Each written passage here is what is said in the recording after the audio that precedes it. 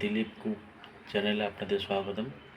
আজকে রান্না হচ্ছে পেঁপে দিয়ে আলু দিয়ে মাছ আর চিচিঙ্গে ভাজা।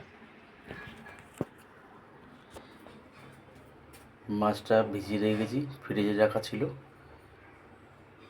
একটু নরম হলে পরে নুন হলুদ মাখাবো। এখানে আলু পেঁপে কাটা আছে আর ওখানে চিচিঙ্গে কাটা আছে। এগুলো ধুয়ে কমপ্লিট করি, আপনাদের ভিডিওটা দেখানো হবে। মাছে নুন হলুদ দিয়েছি, মাখিয়ে রেখে দেবো। কড়াই গরম হয়ে গেছে, তেল দিলাম চিচিঙ্গে ভাজার জন্য, আর মাছ ভাজার জন্য তেল দিয়ে দিলাম। তেল গরম হয়ে গেছে, কালো জিরে ফোড়ন দিলাম, শুকনো লঙ্কা ফোড়ন দিলাম, পেঁয়াজ দিলাম তেলে।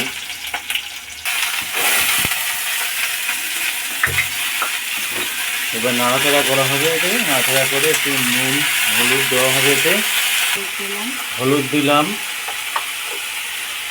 নুন দিলাম। মাছের তেলে মাছ ভাজার জন্য কড়াই তেল দিয়েছি, তেল গরম হয়ে গেছে, মাছ দিলাম কড়াইতে, মাছ ভাজা হবে। এবার মাছ ভাজার তেল ছিল, ওই তেলের মধ্যে মশলাটা দিয়ে দিলাম।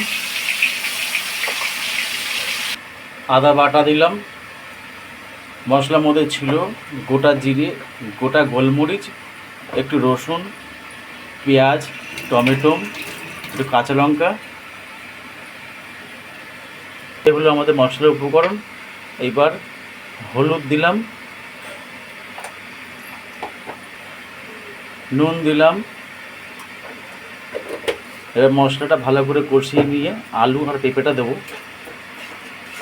যতক্ষণ না তেল ছাড়ছে ততক্ষণ পেঁপে আলুটা দেবো না। আমাদের মশলা কষানো হয়ে গেছে আর তেলও ছেড়ে দিয়েছে। আলু আর পেঁপেটা দিয়ে দিয়েছি, ভালো করে কষিয়ে আবার একটু জল দেব, তারপরে মাছটা ছেড়ে দেবো। এটা হোক, তারপরে আপনাদের দেখাচ্ছি। আমাদের চিচিঙ্গা ভাজাটা হয়ে গেছে। এতে দিয়েছি কালো জিরে, গোটা শুকনো লঙ্কা, পেঁয়াজ ফোড়নে দিয়েছি, আর একটু সামান্য মিষ্টি দিয়েছি স্বাদ হওয়ার জন্য, নুন হলুদ দিয়েছি। আমাদের চিচিঙ্গা ভাজাটা হয়ে গেছে, নামিয়ে দিলাম। মশলা কষানো হয়ে গেছে আলু আর পেঁপে দিয়ে। এবার জলটা দিয়ে দিলাম।